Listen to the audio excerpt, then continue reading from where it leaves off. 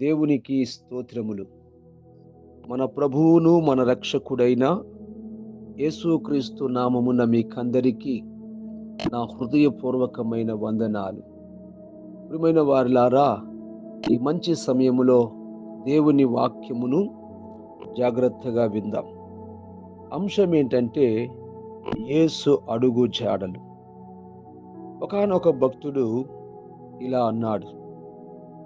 ఏమన్నాడంటే, ఆకాశములో ఎగరడం పక్షులకు తెలుసు, నీటిలో ఈదడము చేపలకు తెలుసు, కానీ భూమి మీద ఎలా నడుచుకోవాలో మనుషులకు మాత్రము తెలియడము లేదన్నాడు. నిజమే.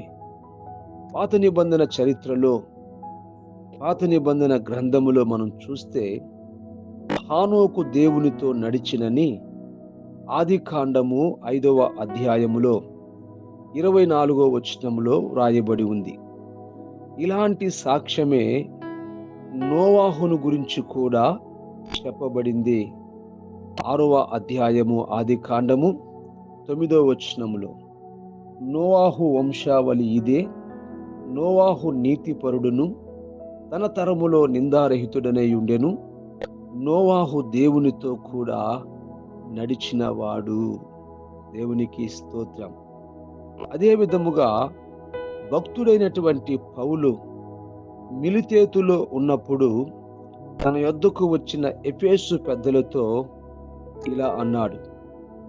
ఏమన్నాడని అపోస్తలుల కార్యము 20వ అధ్యాయములో 18వ వచనములో మనం చూస్తే, నేను ఆసియాలో కాలు పెట్టిన దినము నుండి ఎల్లకాలము మీ మధ్య ఎలాగూ నడుచుకుంటునో మీరే ఎరుగుదురు. దేవునికి స్తోత్రములు కలుగును గాక. ఎంత సాహసోపతమైనటువంటి మాటలు మాట్లాడుతున్నాడో చూడండి. దీన్ని బట్టి పౌలు సత్ప్రవర్తనతో నిందారహితముగా ఎలా జీవించి ఉంటాడో అర్థము చేసుకోవాలి. నడక ప్రవర్తనను సూచిస్తుంది. క్రైస్తవ విశ్వాసి సరైన మార్గములో నడుచుకోవాలి. ఆమేన్. క్రైస్తవ్యం మతం అనే మాట కంటే మార్గము అంటేనే సమంజసముగా ఉంటుంది. ఇంతకీ ఏమిటి మార్గం? ఎటువంటిది మార్గం? ఎక్కడికి ఈ మార్గము? ఇలా ఎన్నో ప్రశ్నలు ఉత్పన్నము కావడము సహజమే. వీటికి జవాబు యేసు మాటల్లోనే చెప్పబడి ఉంది. యోహాను సువార్త 14వ అధ్యాయం 6వ వచనములో యేసు, నేనే మార్గమును సత్యమును జీవమును, నా ద్వారానే తప్ప ఎవడును తండ్రి యొద్దకు రాడు. యేసే మార్గము.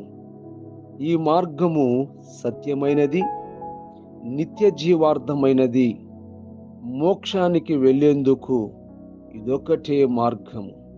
ఈ మార్గములో నడుచుకోవడానికి వీలుగా తన అడుగు జాడలను మాదిరిగా ఉంచి వెళ్ళాడు. యేసు జీవితాన్ని మించిన మాదిరి మరొకటి లేదు. ఈ మాదిరిని అనుసరించడం ఎలాగో తన్ను తానే ఉదాహరణగా చూపుతూ భక్తుడైనటువంటి పౌలు కొరింథీ సంఘానికి మొదటి పత్రిక రాస్తూ 11వ అధ్యాయములో 1వ వచనములో ఇలాగు చెబుతూ ఉన్నాడు. ఏమంటున్నాడంటే, నేను క్రీస్తును పోలి నడుచుకున్న ప్రకారము మీరును నన్ను పోలి నడుచుకోండి. ఈ మాటలు స్వనీతితో కూడిన మాటలు కానే కాదు గాని సవాలుతో కూడిన మాటలు. దేవునికి స్తోత్రములు కలుగును గాక. హల్లెలూయా. యేసు అడుగు జాడలు అనుసరిస్తూ యేసు మార్గములో సాగి వెళ్ళుట సాధ్యమా? ఒక సంగతి గమనించాలి. యేసు ముందుగా వెళ్ళాడు, పొందవలసిన ఘోర శ్రమలన్నీ భరించాడు, మార్గము సరళమైంది. విశ్వాసి యేసును వెంబడించుటలోనే తన విశ్వాస సంబంధమైన క్రియాత్మక రుజువులు కాగలడు. ఈ దినాలలో విశ్వాసులు అనబడే వారిలో దేవుడు ఏదైనా అద్భుతమైన క్రియలు చేస్తే చూడాలనే తప్ప వాక్యములో వెల్లడయ్యే దేవుని మార్గములు తెలుసుకొని వాటిని అవలంబించాలనే ఆధ్యాత్మిక చింతన కలిగిన వారెంతమంది? స్వస్థతలంటే వెళ్ళినంత మంది జనం వాక్యం వినడానికి వెళ్ళలేకపోతున్నారు. స్వస్థత సభలకని వెళ్ళి వారిలో అనేక మంది ఎప్పుడు ప్రసంగికుడు వాక్యమును ముగిస్తాడా, ఎప్పుడు నెత్తి మీద చెయ్యబెట్టి ప్రార్థన చేస్తాడా అనే ధ్యాస తప్ప వాక్యము వినడానికి మనసు పెట్టేవాళ్ళు ఎంతమంది? అలా అనేసరికి ఎవరికైనా ఏదైనా శారీరక బలహీనత ఉంటే దైవజనుని చేత ప్రార్థన చేయించుకోవడం తప్పు కాదు, గాని దేవుని సన్నిధికి వెళ్ళడంలో ఒక ప్రాముఖ్యమైన ఉద్దేశం దేవుని వాక్యము వినడం, వాక్యములో వెల్లడయ్యే ఆయన చిత్తము చొప్పున చేయ నిశ్చయించుకోవడం. అందుకే యోహాను సువార్త 7వ అధ్యాయం 17వ వచనములో ఎవడైనను ఆయన చిత్తము చొప్పున చేయ నిశ్చయించుకున్న ఎడల ఆ బోధ దేవుని వలన కలిగినదో లేక నా అంతట నేనే బోధించుచున్నాను అని వాడు తెలుసుకొనవలెను. దేవునికి మహిమ కలుగును గాక. స్తోత్రం. దేవుడు చేసే క్రియలు ఎలాగో చేస్తాడు. విశ్వాసిగా నీ క్రియలు ఎలా ఉన్నాయో ఒక్కసారి ప్రశ్నించుకోవాలి. దేవుడు చేసే క్రియలు ఎలా ఉన్నాయో విశ్వాసిగా నీ క్రియలు ఎలా ఉన్నావని నువ్వేం చేయాలా? ప్రశ్నించుకోవాలి. 103వ కీర్తన 7వ వచనంలో ఆయన మోషేకు తన మార్గమును తెలియజేసెను, ఇశ్రాయేలీయుల వంశస్థులకు తన క్రియలను కనబరిచెను. దేవునికి స్తోత్రం. అయితే దేవుని మార్గములు గాక కేవలము ఆయన క్రియలనే కోరుకున్న ఇశ్రాయేలీయులు అనేకులు ఆయనకి ఇష్టలుగా ఉండలేకపోయిరి. చూడండి, వీరేం చేస్తూ ఉన్నారంటే దేవుని మార్గములను ఏం చేయలేదు, వీళ్ళు వెంబడించలేదు, గాని కేవలము ఆయన క్రియలనే కోరుకున్నారు. కాబట్టి అరణ్యములోనే సంహరించబడ్డారు.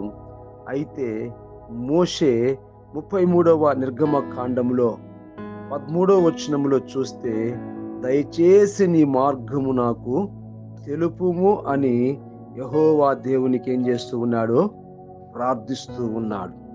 ఆ మార్గం యేసులో నూతన నిబంధన ఇశ్రాయేలీయులైన క్రైస్తవ విశ్వాసులకు తేట తెల్లమయ్యింది. దేవునికి స్తోత్రములు కలుగును గాక. అందుకే దేవుని వాక్యములో చూస్తే 1 పేతురుకు రాసిన పత్రిక 2వ అధ్యాయం 21వ వచనములో ఇందుకు మీరు పిలువబడితిరి, క్రీస్తు కూడా మీ కొరకు బాధపడి మీరు తన అడుగు జాడల యందు నడుచుకున్నట్లు మీకు మాదిరిగా ఉంచిపోయెను. క్రీస్తు కూడా మీ కొరకు బాధపడి తన అడుగు జాడల యందు నడుచుకున్నట్లు మీకు మాదిరిగా ఉంచిపోయెను. మనం నడుచుకున్నట్లు మాదిరిగా ఉంచిపోయిన యేసు అడుగు జాడల్లో కొన్నిటిని మనం క్లుప్తముగా ధ్యానిద్దాం.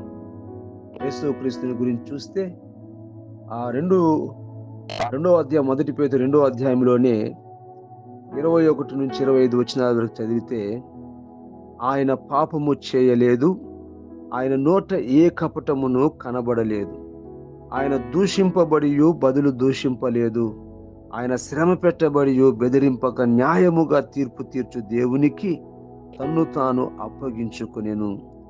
మనము పాపముల విషయమై చనిపోయి నీతి విషయమై జీవించినట్లు ఆయన తానే తన శరీరమందు మన పాపములను మ్రాను మీద మోసుకొనెను. ఆయన పొందిన గాయముల చేత మీరు స్వస్థత నొందితిరి. మీరు గొర్రెల వలె దారి తప్పిపోతిరి, గాని ఇప్పుడు మీ ఆత్మల కాపరియు అధ్యక్షుడినైన ఆయన వైపునకు మళ్ళీ ఉన్నారు. కాబట్టి దేవుడు తన అడుగు జాడలను నడుచుకున్నట్లుగా మనకు మాదిరిగా ఉంచిపోయి ఉన్నాడు. ఇంతటికి మనం ఏ మార్గములో వెళ్ళాలి? హల్లెలూయా! ప్రేమ అనే అడుగు జాడలను అనుసరిద్దాం. క్రీస్తు కూడా మీ కొరకు బాధపడి అనడములో వెంటనే రావలసిన ప్రశ్నలు, అసలు క్రీస్తు మన కొరకు ఎందుకు బాధపడాలి?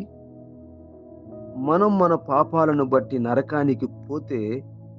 మాత్రం నరకానికి పోతే మాత్రం ఆయనకెందుకు అనే ప్రశ్న రావాలి. అయితే మొదటి యోహానుకు రాసిన పత్రిక 4వ అధ్యాయం 10వ వచనములో చూస్తే, మనము దేవుణ్ణి ప్రేమించితిమని కాదు, తానే మనలను ప్రేమించి మన పాపములకు ప్రాయశ్చిత్తమై యుండుటకు తన కుమారుని పంపెను. ఇందులో ప్రేమయున్నది. హల్లెలూయా! అలాగే ఎఫెసీ 5:2లో కూడా మనం చూస్తే, క్రీస్తు మిమ్మును ప్రేమించి పరిమళ సువాసనగా ఉండుటకు మన కొరకు తన్ను తాను దేవునికి అర్పణగాను బలిగాను అర్పించుకొనెను. అలాగుననే మీరును ప్రేమ కలిగి నడుచుకొనుడి. హల్లెలూయా! ప్రేమ అనే అడుగు జాడలు, ప్రేమ అనే అడుగు జాడ. దేవునికి స్తోత్రం. అందుకే శిలువ యజ్ఞం చేయడానికి ముందు రాత్రి మీకు క్రొత్త ఆజ్ఞ ఇచ్చుచున్నాను, నేను మిమ్మును ప్రేమించినట్టే మీరును ఒకరినొకరు ప్రేమింపవలెనని. అర్థమైందా? ప్రేమ ప్రేమ అంటూ పాడుతున్నంత మాత్రాన సరిపోదు. ప్రేమ ప్రసంగాలు ఎన్ని వింటే మాత్రం ఏమి లాభం? యేసు ప్రేమ వంటి నిస్వార్థమైన, త్యాగపూరితమైన, పవిత్రమైన ప్రేమను అలవర్చుకునే అభ్యాసం ఎంత మట్టుకు కలిగి ఉన్నామనేదే ముఖ్యం. ఆమేన్. శత్రువులను సహా ప్రేమించాలని యేసు చెబుతున్నాడు. తోటి వారిని ప్రేమించలేనప్పుడు శత్రువులను ఎలా ప్రేమించగలవు? కుటుంబస్తులను ప్రేమించలేనప్పుడు తోటి వారిని ఏం ప్రేమించగలవు? ఒక్కసారి ఆలోచించు. ప్రియమైనటువంటి సంఘమా, ఒక భర్తగా నీ భార్యను ప్రాణప్రదముగా ప్రేమించగలుగుతున్నావా? పెద్దలారా, మీ పిల్లలు ప్రేమించి వారికి ప్రభు యొక్క శిక్షలోను బోధలోను పెంచగలుగుతున్నారా? పిల్లలారా, మీ తల్లిదండ్రులను ప్రేమించి విధేయులు కాగలుగుతున్నారా? అందుకే మొదటి యోహాను 4:20 చూస్తే, తాను చూచిన తన సహోదరుని ప్రేమించని వాడు తాను చూడని దేవుణ్ణి ప్రేమింపలేడు. హల్లెలూయా! ప్రియమైన వారలారా, ప్రేమ అనే అడుగు జాడలను అనుసరిద్దాం. అలాగే పరిశుద్ధత అను అడుగు జాడలను అనుసరిద్దాం. యోహాను 8:45లో ఆయన పాపము చేయలేదు, ఆయనను దేవునికి స్తోత్రం. మొదటి పేతురు 2:2లో ఆయన పాపము చేయలేదు. హల్లెలూయా! స్తోత్రమయ్యా, స్తోత్రం. 22 ఆయన పాపము చేయలేదు, ఆయన నోట ఏ కపటమును కనబడలేదు.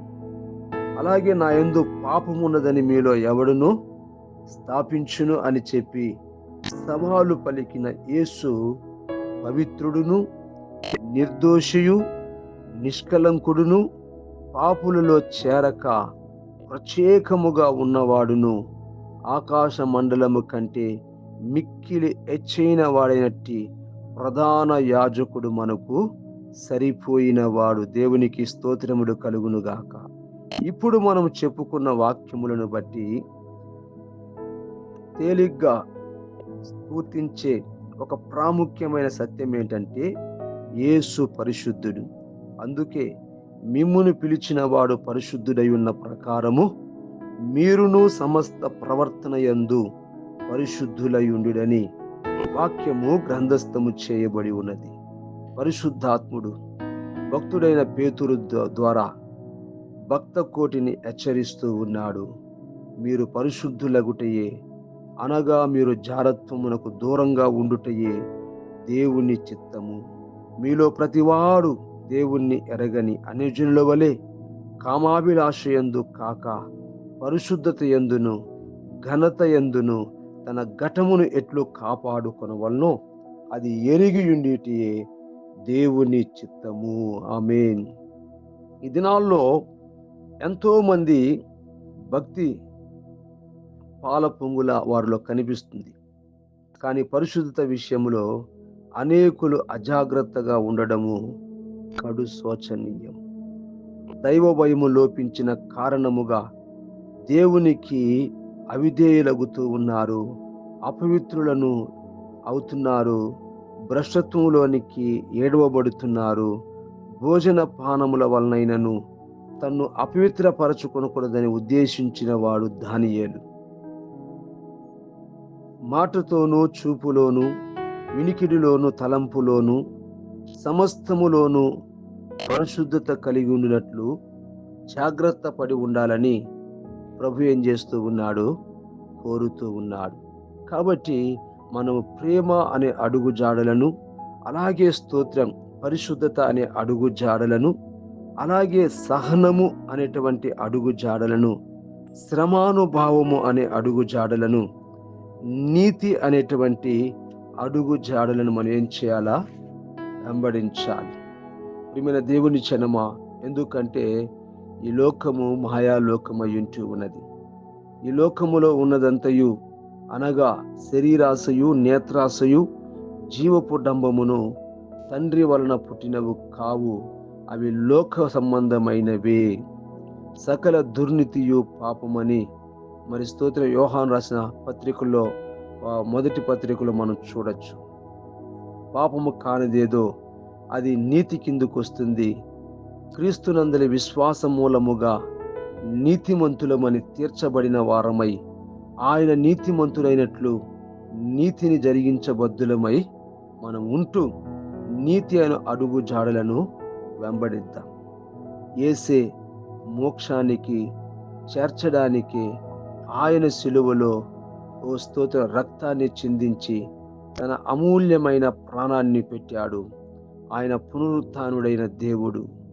యేసు శిలువలో ప్రేమకు స్పందించి పశ్చాత్తాపముతో ఆయన పాదముల పైన పడి ప్రాధాయపడితే రక్షణార్థమైన మారు మనసు కలుగుతుంది. ఇట్టి రక్షణ నిశ్చయత గల వారమై యేసు అడుగు జాడలయందు నడుచుకుందాం, నిత్య రాజ్యాన్ని చేరుకుందాం. దేవుడు మిమ్మును దీవించునుగాక. ఆమేన్. దేవుడి మాటలను దీవించి ఆశీర్వదించునుగాక. ప్రార్థన చేసుకుందాం. మహోన్నతుడమైన మా తండ్రి, నీకు వందనాలు చెల్లిస్తూ ఉన్నాను. ఇంతవరకు యేసు అడుగు జాడలు అనేటువంటి నాయనా స్తోత్రము నాయన వాక్య ధ్యానమును మేము చేయుటకు మీరు కృప చూపించారు. మీకు వందనాలు. పౌలు చెప్పగలుగుతున్నాడు, నేను క్రీస్తును పోలి నడుచుకున్న ప్రకారము మీరు నన్ను పోలి నడుచుకోమని. ఆ రీతిగా నాయన ప్రభువా, మీరు మమ్మల్ని ప్రేమించి అయా మీరు నాయన స్తోత్రము నాయన అయా మీతో మేము నడుచున్నట్లుగా మీ అడుగు జాడలనైనా ఉంచి వెళ్ళినందుకై నీకు మహిమ చెల్లిస్తూ ఉన్నాను. ప్రేమ, పరిశుద్ధత, ఓ సహనము, శ్రమానుభవము, నీతి అనేటువంటి నాయన అయా స్తోత్ర అడుగు జాడలను అనుసరిస్తూ నిత్యము ప్రభువా నడిపించబడ్డానికి అయా మీరు కృప దయచేయండి. ఒకవేళ ఎవరైనా అయా ప్రభువుని ఎరగిన వారి మాటలు వింటున్నట్లయితే యేసు శిలువకు నాయనా స్తోత్రం, యేసు ప్రేమకు స్పందించి పశ్చాత్తాపముతో ఆయన పాదముల మీద పడి ప్రాధాయపడి రక్షణార్థమైనటువంటి మారు మనసు పొందుకొని రక్షణ పొందుకొని ప్రభువా నాయన అయా నీ అడుగు జాడలు యందు నడుచుకునే భాగ్యం వారికి దయచేయమని కోరుతున్నాను. ఇటు ధన్యత భాగ్యం మాకందరికి దయచేయండి అయా. నాయన మాకు విరోధముగా ఏది పని చేయకుండా వాటన్నిటిని లేఖన ఖడ్గముతో నరికి లయము చేస్తూ ఉన్నాను. నీ ఆదరణ, నీ ప్రేమ నా తండ్రి, నీ యొక్క ఆత్మ నడిపింపు నాయన సదా మాకు తోడుగా ఉంచి మమ్ములను నాయన నడిపించుకోమని ప్రార్థిస్తూ ఉన్నాను. అటు కృప నాయన మాకందరికి దయచేసినందుకై ఈ లేఖన ప్రతి బిడ్డనైనా మీరు ప్రభువా స్తోత్రమునైనా దీవిస్తున్నందుకై మహిమ చెల్లించి యేసు నామమున ప్రార్థిస్తున్నాను తండ్రి. ఆమేన్. ఆమేన్. మన ప్రభువును, మన రక్షకుడైన క్రీస్తు కృప, పరమ తండ్రి అయిన దేవుని శాశ్వతమైన ప్రేమ, పరిశుద్ధాత్ముని యొక్క ఆదరణ సదా మనకందరికి తోడై ఉండి నడిపించి కాపాడును గాక. ఆమేన్. ఆమేన్.